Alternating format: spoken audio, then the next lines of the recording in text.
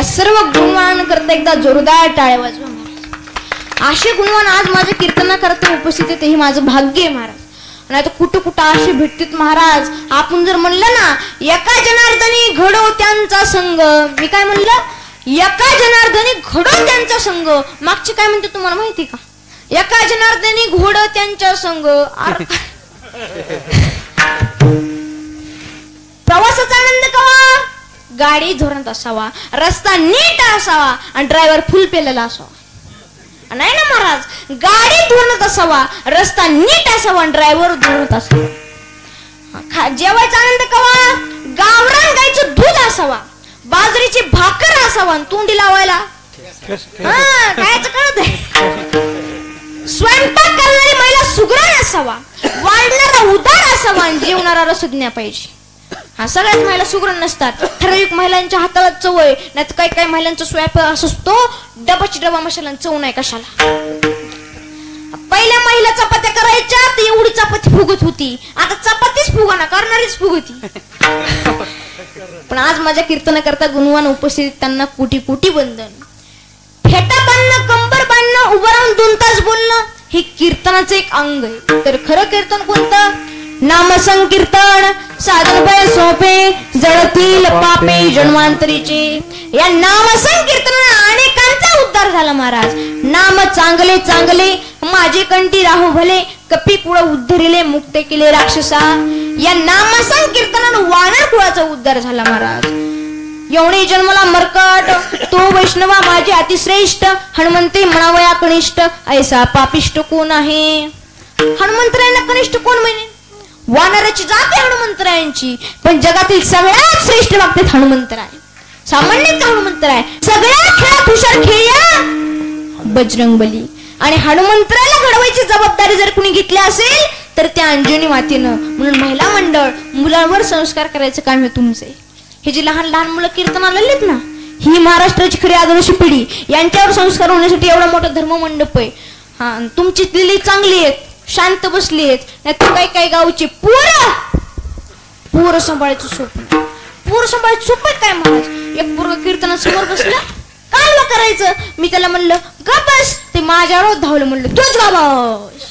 मी म्हणलं मग कीर्तन कोण करीन? म्हणला मी करतो, तुला जमतं का? त्यो म्हणला मला जी जमते ते तुम्हाला जमणारच नाही, दे का प्रश्नाचं उत्तर। मी म्हणलं विचार। तो म्हणला अशी कोणती गोष्ट आहे जी पुढे आली मागे जात नाही? मी म्हणलं आता अशी कोणती गोष्ट गड्या? मी म्हणला मला माहित, तूच सांग। त्यो म्हणला किती सोपे राव, ढेरी। ढेरी पुढे आली मागे जात नाही ना महाराज, मागे न्यायची असली तर पळावं लागते रोज रस्त्याच्याकडे। अरे दुसरा म्हणला होई बाजूला, तसले कुठं प्रश्न विचारित असतात का? ढेरीन फिरीन आपल्यासारखे प्रश्न विचारित असतात म्हणला। ते म्हणला महाराज सांगा अशी कोणती गोष्ट आहे जी वडल्यावर बारीक होती? आता म्हणलं दावा वडल्यावर लांबत आहे, रबर वडल्यावर लांबत आहे, वायर वडल्यावर लांबत आहे, अशी कोणती गोष्टीकडे वडल्यावर बारीक होती? मी म्हणलं मला माहित, तूच सांग। ते मला किती सोपे राव, बिडी। बिडी वडल्यावर बारीकच होती ना महाराज, कारण त्याचा आजोबा बिडी वडतोय ते बघतोय पोरग। अहो काही काही आजोबाच ना तुम्हाला बिडी पिटून आणायला सांगते, मग बिडी पिटून आजोबा सुरूच तर ती जाती, मग बिडी इजल्या परत पेटवायला कोणाला जायचंय? नातवालाच, ती इजूनच देत नाही, वडीतच होता। बिडीचा कार्यक्रम ला अवघड। एका गावात पोरं नाटक बसविलं। जुना काळ होता, पूर्वी महिला नाटकात काम करीत नव्हत्या, पुरुष नाटक बसवायचे आणि एखादं स्त्रीचं पात्र असले तरी तो पुरुष स्त्रीचं पात्र करायचा। गावातल्या पोरं नाटक बसविलं द्रौपदी वस्त्रहरण, पण त्यांना द्रौपदीच मिळाला, कारण पोरग तसं पाहिजे होतं ना, गोर गुमट ना केलं ते द्रौपदी झालं पाहिजे, द्रौपदानाने झालं पाहिजे। एक पोरग भेटलं वा, गोर गुमट होतं ना केलं होतं, द्रौपदी सारखं दिसायला, पण त्याला होती बिड्या ओढायची सवय। त्यो म्हणला मी द्रौपदी होतो पण बिडी शिवाय नाही बा, आपल्याला बिड्या ओढायला लागत्या। पोरं म्हणले तू बिड्या वड, पण स्टेजच्या महाग गेल्यावर वड, आणि जेव्हा तुला स्टेजवर यायचं तेव्हा तू बिडी फेकून द्यायची आणि द्रौपदी पात्र करायचं। ओके ठरलं। पोरांनी हुबेहू द्रौपदी सारखंच पार्ट घेतलं, अशी चमचम करायची द्रौपदी। पडद्याच्या महाग द्रौपदीने बिडी तोंडाला लावली, झुरका वाढला, पण चुकून पडदा उघडला, द्रौपदी स्टेजवर आली, तोंडात बिडीचा धूर तसाच राहिला। हे गावची यात्रा 10,000 पब्लिक नाटक बघायला। कृष्ण मोठ्या मोठ्या स्टेजवर आरडायचा, द्रौपदी तू का बोलत नाही? द्रौपदी मनातल्या मनात म्हणायची, कृष्णा मी जर बोलले तर लोक तुला आणते ना मला आणते. माझ्या तोंडात बिडीचं धुर आहे. द्रौपदी नुसती मनातल्या मनात धुरायची. काय करायचं?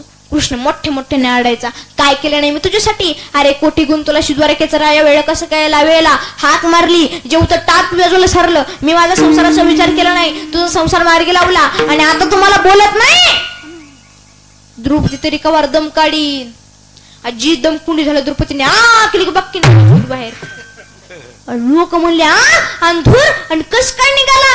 पण कृष्ण हुशार होता. तो म्हणला, द्रौपदी मला माहिती तुझा जन्म हा अग्निकुंडातून झाल्यामुळे अजून सुद्धा धूर निघतोय. कारण द्रौपदीचा जन्म यज्ञकुंडातून झालता ना, त्याच्यामुळे अजून सुद्धा धूर आतमधून झटका हाणतोय. हे कृष्णाला काय सुचलं? तर कृष्णाचा पार्टी घेणारा सुद्धा अट्टल पिढ्या वाढणारा होता. विठ्ठल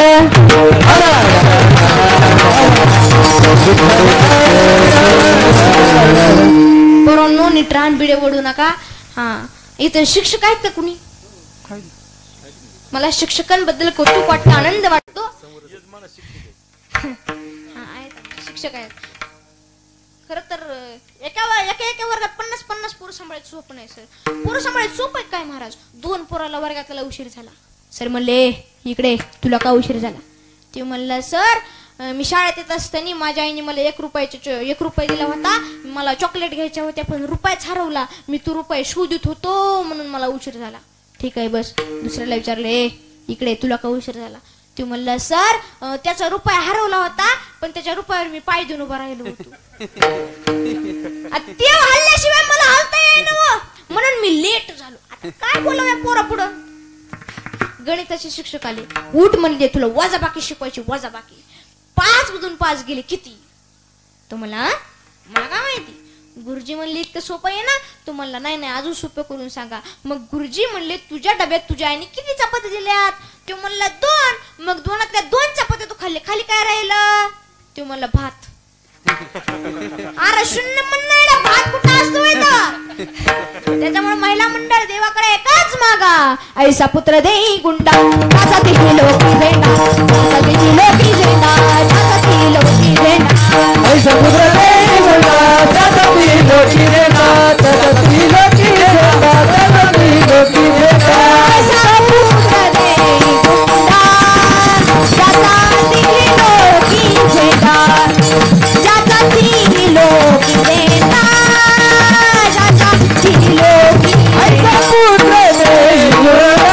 शिवाजी महाराज माझी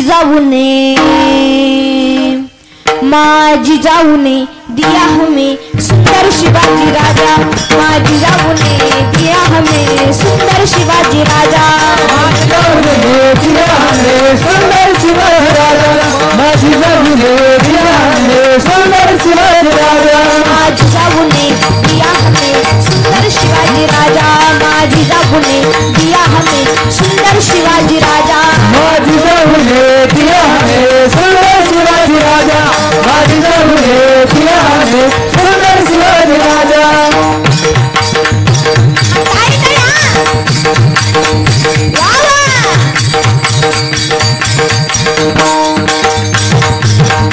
जय हो, ताली वाजवा ताली. हा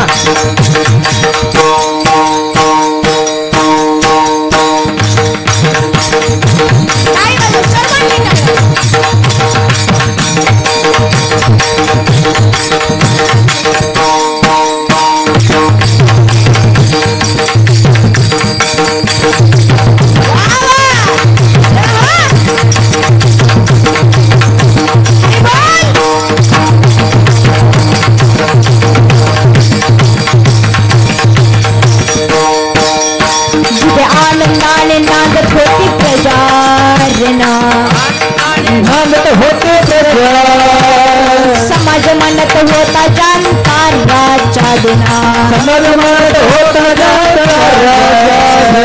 जाऊने हो माझी जाऊने, हो माझी जाऊने दिया हमें सुंदर शिवाजी राजा, माझी जाऊने दिया हमें सुंदर शिवाजी राजा, माझी जाऊने दिया हमें सुंदर शिवाजी राजा, माझी जाऊने दिया हमें सुंदर शिवाजी राजा, माझी जाऊने दिया हमें सुंदर शिवाजी राजा, माझी जाऊने दिया हमें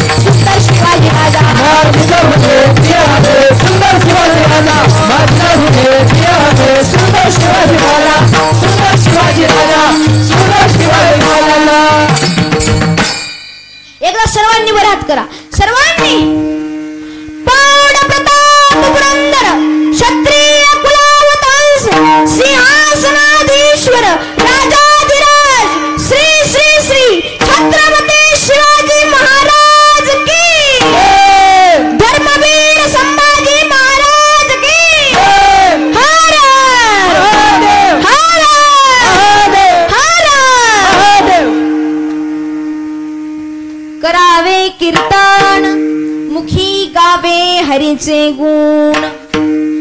आपण कीर्तन केलं पाहिजे, भजन केलं पाहिजे, पण माणसं भजनच करीत नाहीत. अहो भजनाचं जाऊ द्या, काही माणसाला कुठे काय बोलावं हेच कळत नाही. एका पोराचं नवीन लग्न झालं. आई म्हणली, बाळ्या तू सासरवाडीला चाललाशी खरी गोष्ट आहे, पण जात असताना व्यवस्थित जा आणि मार्मिक शब्द तिथे बोलत जावा. बाळू म्हणलं, कसं बोलायचं? आई म्हणली, काही नाही, हो नाही या शब्दात उत्तर द्यायचं. आता बाळाने कुठं हो म्हणा कुठं नाही म्हणा याचा आचार विचार करायला पाहिजे का नाही? बसला इष्टीतून गेला सासरवाडीला. नेमकं सासरवाडीत उतरला, समोरून सासरीने राम राम घातला. राम राम जावय म्हणलं. राम राम. सासरा म्हणलं, आले का? म्हणलं हो. बरे ते घरचे सगळे? म्हणलं नाही. सासरा म्हणला, माझ्या पुरीचं काय दुखत आहे काय? म्हणलं हो. आणि मग दवाखान्यात नेलं का? म्हणलं नाही.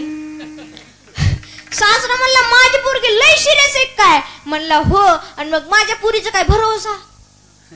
म्हणलं नाही. सासरा म्हणलं, मग आपल्याला निघावं लागते काय? म्हणलं हो. आणि जाऊस तर हाती लागन का? म्हणला नाही. विठ्ठल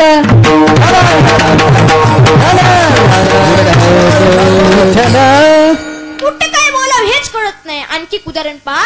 एक मुलगी लग्न झाल्यानंतर पहिल्यांदा सासरी चालली होती. तिची आई म्हणली, इकडे आता तू नांदायला जाणार, तुझी सासू तुला नेहमी नेहमी आदेश सोडणार. सुनबाई हे असं नाही, असं झालं पाहिजे. तू सासूला उलट बोलायचं नाही, नाराज व्हायचं नाही. तू फक्त एवढंच बोलायचं, आत्या अगदी बरोबर, तुम्ही म्हणतात तीच बरोबर. ती मुलगी नांदायला गेली. तिची सासू म्हणली, सुनबाई ही भाजी अशी नाही अशी करायला पाहिजे. ती सून म्हणली, आत्या अगदी बरोबर, तुम्ही म्हणतात तीच बरोबर. सासूने काही सांगितलं की ती सून तेवढंच वाक्य बोलायची, आत्या अगदी बरोबर, तुम्ही म्हणतात तीच बरोबर. 4-5 महिन्यांनी काय झालं? सासू आजारी पडली. तिला झाला चिकनगुन्या. तिच्या हाता आकडानात पाय आकडानात तशीच पडली होती हातरुणात महिनाभर. ती सासू म्हणली, सुनबाई इकडे, आता मला काही वाटत नाही मी आजारातून बरी होईल म्हणून. असं पडून राहण्यापेक्षा मला असं वाटतं विष प्यावून मरून जावं. ती सून म्हणली, आत्या अगदी बरोबर, तुम्ही म्हणतात तेच बरोबर आहे. आता इथं नव्हतं म्हणायचं ते विठ्ठल.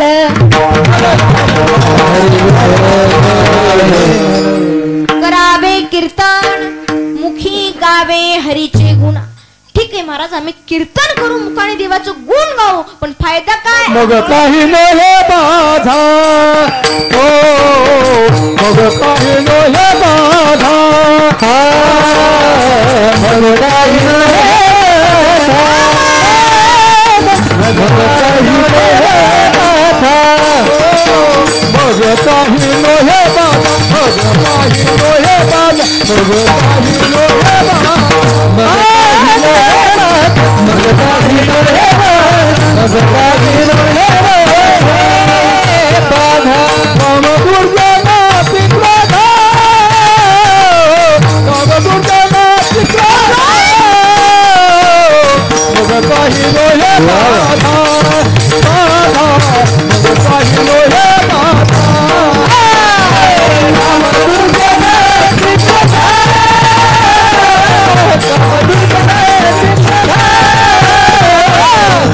काही नये बाधा.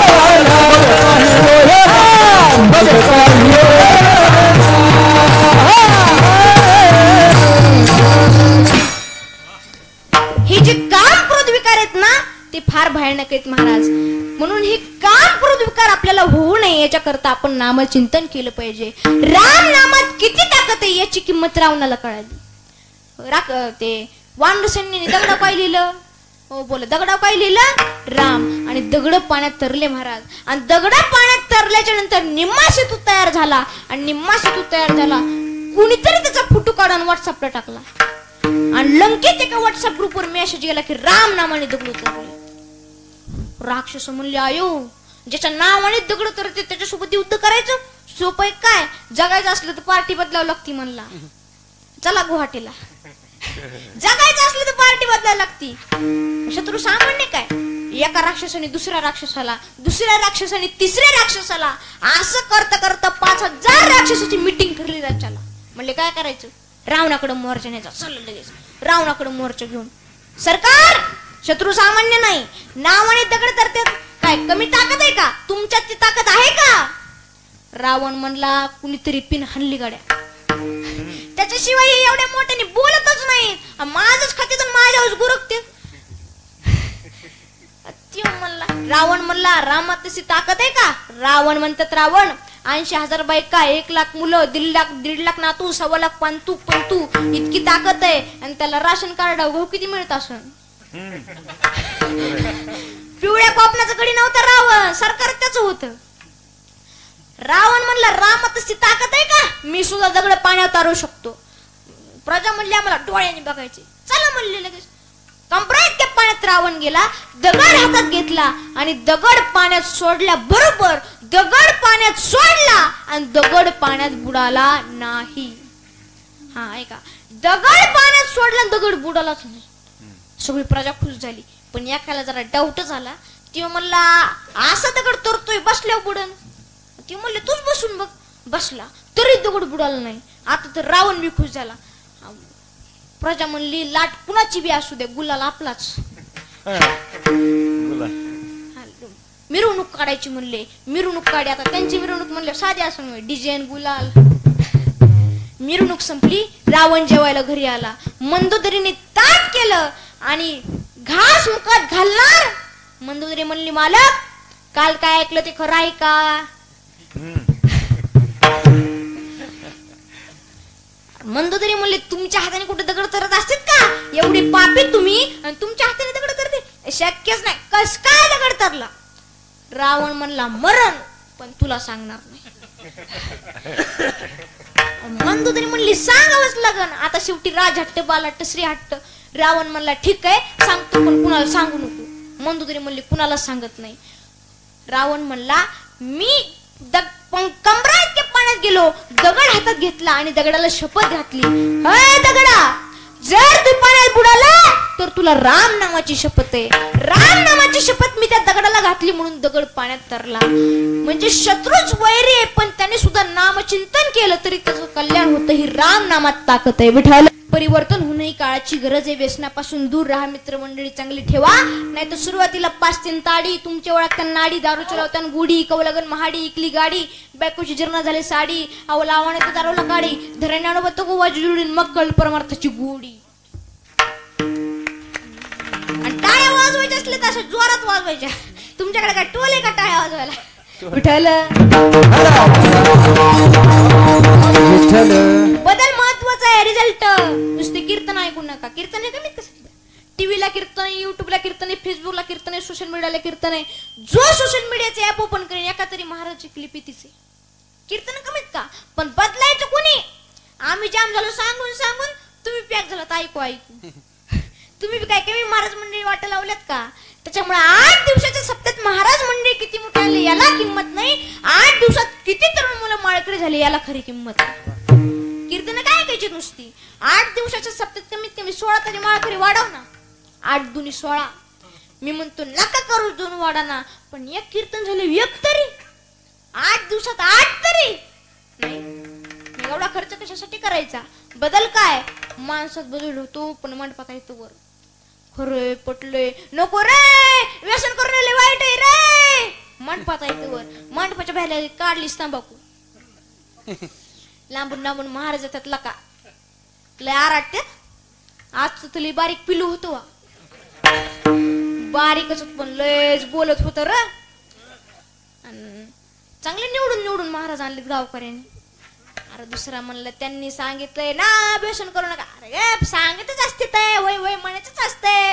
आपण चांगले वागलो त्यांनी तरी कुणाला म्हणा नीट वागा. काय नाही मान डोलवायच्या त्यांचा धंदाच येतो. नका करू नाश आयुष्याचा नका करू नाश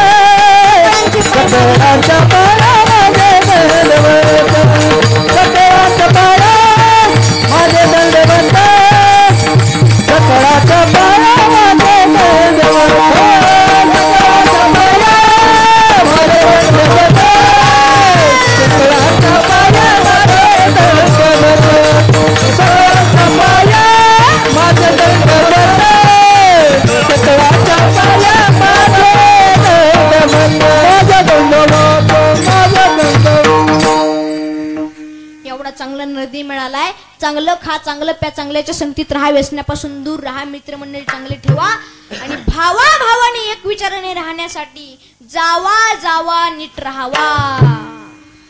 आल्यात का जावा जावा. एकीला किंमत एकी ठेवा.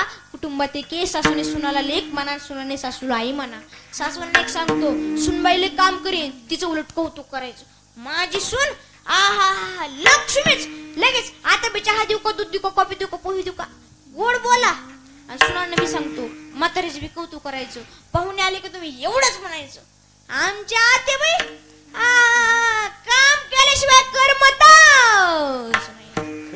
लगे उठलीच म्हातारी, घेतलीच भांडे, लागलीच घासायला, अख्ख्या अंगाला राग चोळीन, पण भांडे आरसाच. त्याच्यामुळे गोड बोला, प्रेम द्या, प्रेम घ्या, वणीनं गोड बोला, समाज जिंका. कोरोनाच्या काळात इतकी माणसे गेली आहे का कुणाचं नाव का. या महामारीतून आपण वाचलो, भगवंताच्या दरबारात बसून 2023चा सप्ताह करतो. हे देवाने दिलेलं बोनस आहे विषय.